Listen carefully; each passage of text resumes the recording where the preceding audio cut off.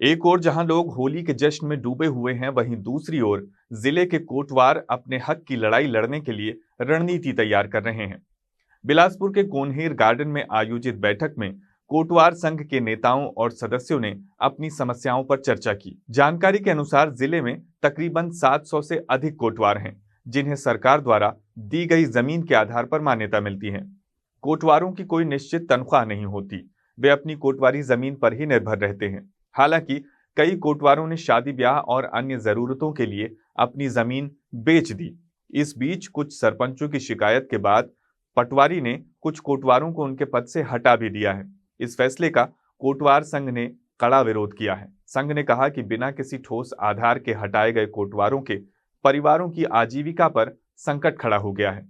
संघ ने प्रशासन से हटाए गए कोटवारों को बहाल करने की मांग की है और कहा है कि यदि उनकी मांगें पूरी नहीं होती हैं तो वो आंदोलन करेंगे। किन मुद्दों लेके यहाँ पे बैठक का आज के बिलासपुर जिला की बैठक हमारा दो समस्या है।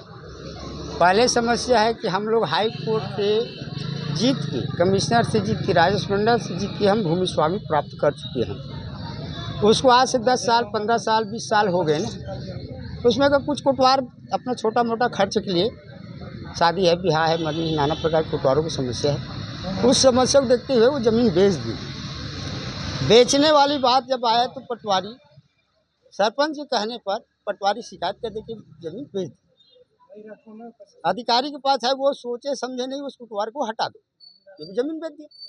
अब वो जमीन कौन से बेचा है? तो कोटवारी जमीन, कोटवार है, उसको ये नहीं देखा कि क्या भूमि स्वामी है, कि उसका निजी है, कि उसको क्या है। उसको यही मान लिया कि कोटवार है तो कोटवारी जमीन है, बेच दिए, इसको हटा दो। अब हटा दिए, अब वो परेशान है। एक कोटवार को हटा दिए, दूसरे लोग को लगा दिए।